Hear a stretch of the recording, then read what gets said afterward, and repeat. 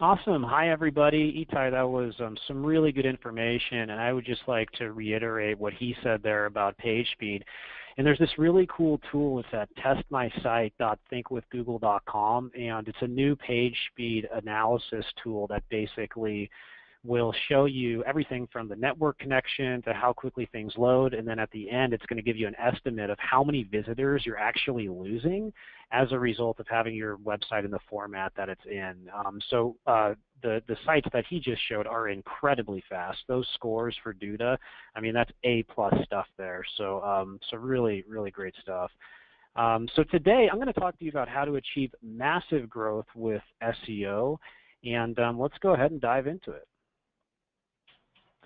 First, just a little bit about me and Ignite Visibility. So we are an SEO company, started off in SEO, but offer paid media, Amazon, email marketing, social media marketing, conversion rate optimization. Actually have a really cool conversion rate optimization program. But we're really known for SEO and pay-per-click. We've got about 150 clients, about 40 full-time employees. So we're not a huge company.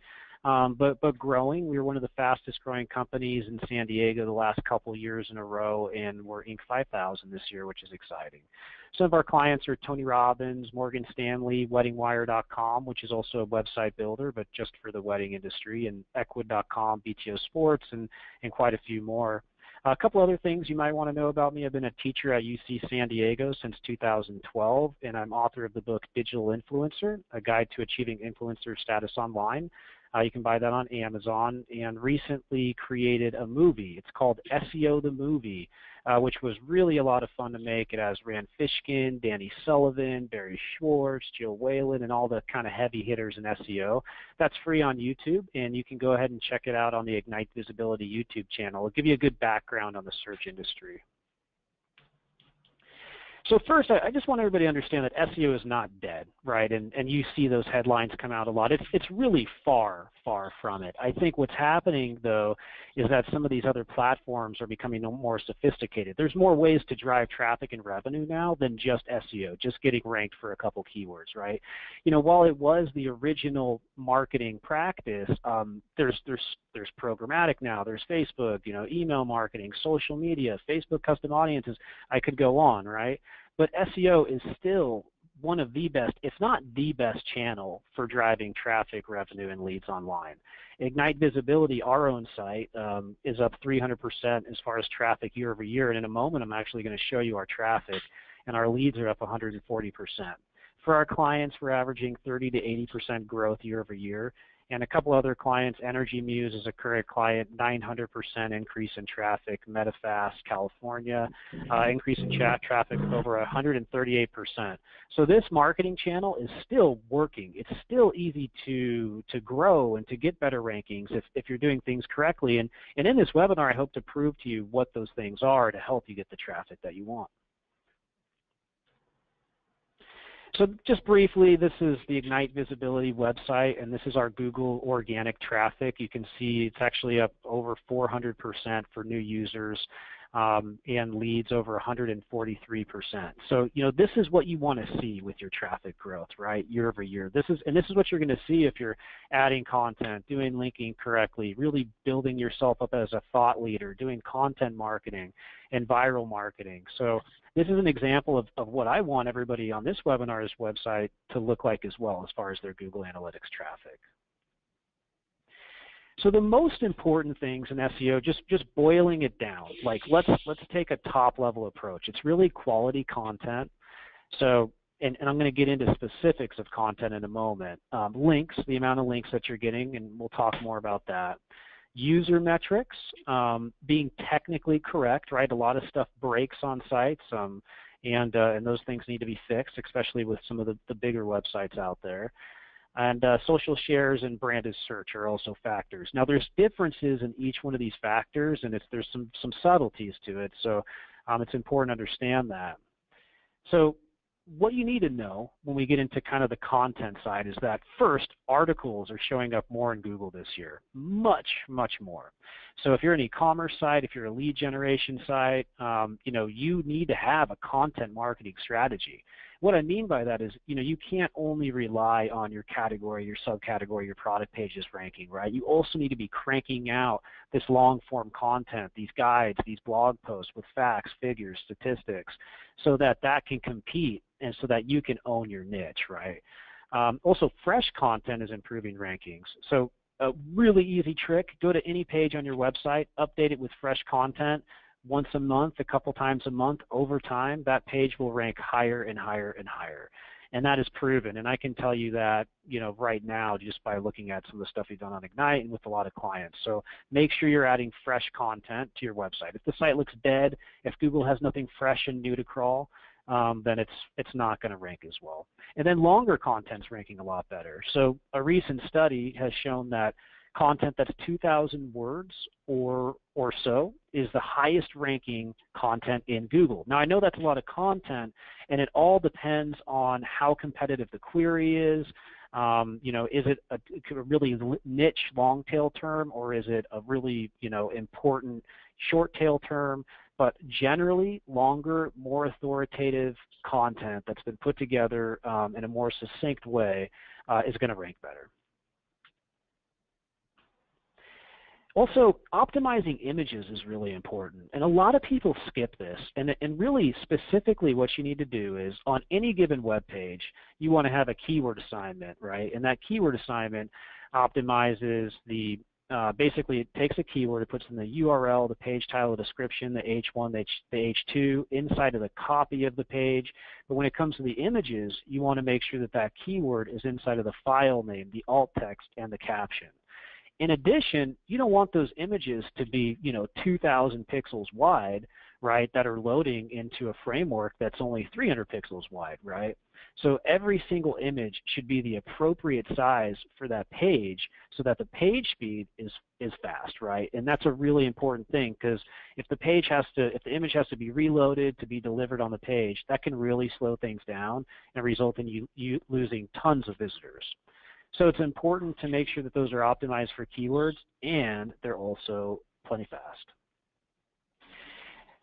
Other things that are happening is click-through rates are becoming more important. So every single page in Google has a little bit of real estate, and the more that people click on that page, the more traffic you're going to get. So with this change in artificial intelligence, right, with things like RankBrain, which I'll talk about more in a moment, you really want to have a really good template that's displaying in Google. So that comes down to the page title and the page description. And you want to write that like you would an AdWords ad. And a cool trick is you can go inside a Google Search Console and you can see your click-through rate. And you can see your click-through rate for specific URLs by region, by country, by the different types of content inside of Google. And what you want to do is find out what your click-through rate is, and try to improve that, and then check back a couple weeks later, and then keep rolling out those changes throughout your website so that you can get more traffic for the current listings that you have. And then over time, if the intent of that final page is good, you're going to rank higher and higher in Google.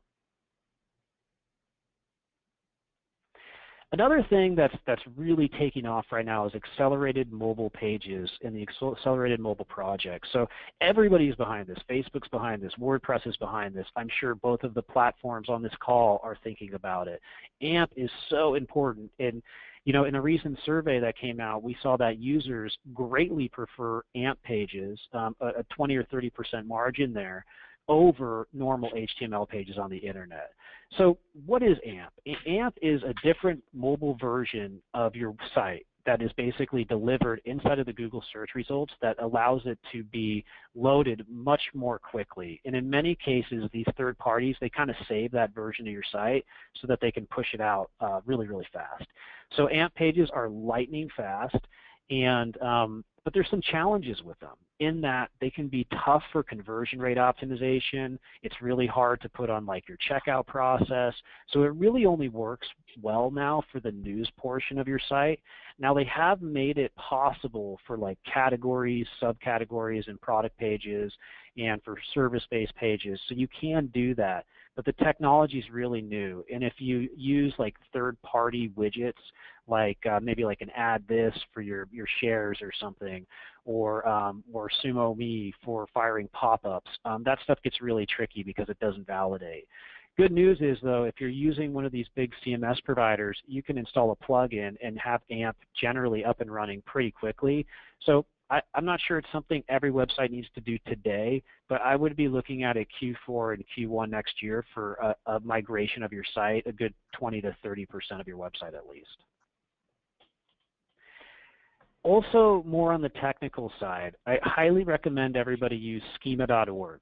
So you can basically mark up your website with schema and tell search engines that this is your logo, that this is your review page, that this is your product page, that this is a video, that this is information about a specific person, and so on and so forth. And what happens is Google pulls out that data, and if they trust it, they use it in other places. So they'll use it inside of the Google Knowledge Graph, which is this kind of box that shows up on the right-hand side of Google that brings more credibility to your site. And they're speculating that this is going to be the foundation for personal assistance. So if you talk into your phone or an Alexa or a Google Home, then schema.org might be delivering that in the future. Now, it's not right now, but we believe that it will be. Also, HTTPS. So you want to make sure your website is secure. This is a ranking factor right now, so I highly recommend you migrate your website to HTTPS. You can check that just by going to your domain and seeing if there's an S there. And then finally, on the technical items, the mobile first update is coming. Now, it was supposed to come this year, but it's going to come next year. And what Google is doing is they're ranking websites on the mobile version of your website first, right? So that's a big deal. And there's a lot that kind of goes into that. And I've made a video on YouTube, if you'd like to check it out, that gives you all the ins and outs on the Ignite Visibility YouTube channel. But basically, if you're using a subdomain for your mobile site, that's going to be an issue. If your site's not fast enough, that's going to be a major issue. If specific content isn't on your mobile site that's on your desktop site, that's going to be an issue. And it's going to affect a lot of the legacy sites out there online. Artificial intelligence is on the rise. So what this means is that, and it's kind of labeled rank brain, which is a bit of a PR thing by Google, but really machine learning systems are basically combing through the data on the internet, and they can see if there was a big spike in traffic for somebody searching for Ignite Visibility, for example. So if I do a big PR stunt and a bunch of people start searching for me through branded search, Google sees that, they take that data, and then they use that as a ranking factor. If a lot of people are searching for SEO company and they click on our page and they see that the user metrics are good there, over time that's going to allow that to rank higher and higher. So gone are the days when you could just run a site to the top and get them ranked #1 for a term and then just let it sit there. Over time there's this machine learning natural selection that's happening, which is really a good thing, honestly. So it's something to watch as well. Backlinks used to be the name of the game. So if you got an HTML link from a secondary site pointing at your site, that would allow you to rank higher. Now that's still really important now. It's probably 30 or 40% of the ranking factors inside of Google. So you need links from big sites that are followed. You absolutely do. But this is declining. And in a recent study that came out, we saw that backlinks were losing strength, about 10% or so in the last year compared to where they were. Google, they're focused on machine learning. They're focused on matching queries up to specific intent. They're focused on high quality content, much more than backlinks. They see this as an issue for spam, for the internet in general. It's being manipulated on a lot of sites. It's causing issues for a lot of third-party sites. So backlinks are not going to be as important as they used to be, which again is a great thing, because now we can just focus more on creating really awesome, technically correct content. And just a couple more points here, and then I'm about done. But there's a few new platforms out there that I really want everybody to focus on. Of course, these aren't new, but they're new for search, in that content is really big in the Facebook search engine. So if you have any content, you want to make it visible there, okay? And advertise the heck out of it, of course, because you can get great distribution on Facebook. Instagram, you know, making sure that you're showing up for specific hashtags, right? Find the top 10 hashtags in your niche, create great content, get a lot of likes. You will own that hashtag and show up inside of Instagram search. And that's really, really powerful, as it's going to allow you to drive a lot more eyeballs to your Instagram profile. Pinterest, another great search engine, especially if you're, you know, in beauty, if you're in fashion, and so on and so forth. That site takes a pretty good amount of work to show up. You know, you've really got to be in there every day. But some of our clients are driving, you know, hundreds of thousands of visitors from Pinterest. And then finally, LinkedIn, great search engine for content on the B2B side. And there's a variety of different things you can do there, from LinkedIn stories just to the general LinkedIn feed.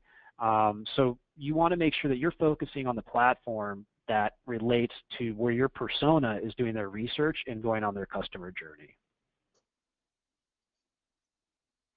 And voice search is taking off, right? So Siri, Google Assistant, Alexa, these are things every smart marketer needs to be looking at. Now, I don't have any specific takeaways for you right now for these, but voice search has been rising about 20% every single year.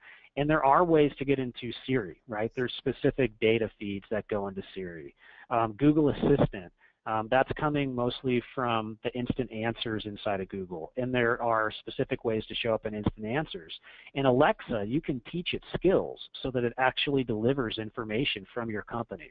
So voice search assistance is kind of the next realm of SEO. Now, it's pretty small right now, and there's nothing really substantial that you can do to take major steps in that direction other than what I just mentioned. But over the next 5 years, this is going to 100% dominate. So something everybody needs to be focusing on and learning about. One of my favorite things to do, and kind of my last point before kind of wrapping this up on the next slide, is translate websites into different countries and languages. So I remember maybe 6 or 7 years ago when I did this for our first couple sites. Let's push it into the Spanish version of Google in Spain. Let's push it into the German version of Google inside of Germany, and so on and so forth, and rolled out this multilingual, multi-regional site for this really large solar company, and saw their traffic go up thousands of %. That kind of light bulb went off in my head, and now today, the English version of Google is way more competitive than all of these other countries. It is the most competitive search engine.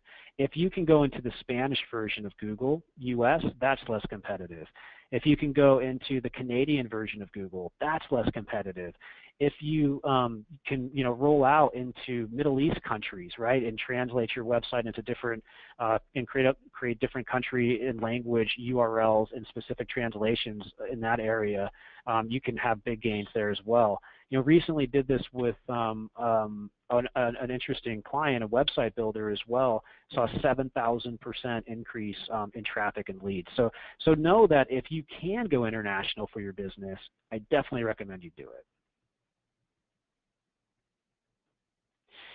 And my final thoughts before handing it over to Chris, who I'm also very excited to hear talk, is just keep your content 100% quality. Keep it fresh, update it over time. Know every single page on your site and every single keyword you want to rank on each specific page, and update that. Make sure that you're crawling your site often, with tools like Screaming Frog or Deep Crawl or Xenu, the Link Sleuth, which is another crawler tool, just so you make sure nothing's broken.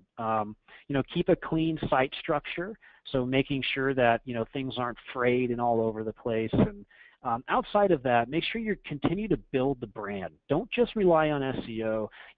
Do some fun social stuff. Do some fun marketing stuff. Keep a buzz going, right? And I can't tell you, when we made SEO the movie, a few weeks ago, about a month ago now, we might have invested $15,000 in it, which is a decent amount of money, but that resulted in so much exposure for us, and so doing something cool and creative can also really help your SEO. So make sure that you're working that in as well.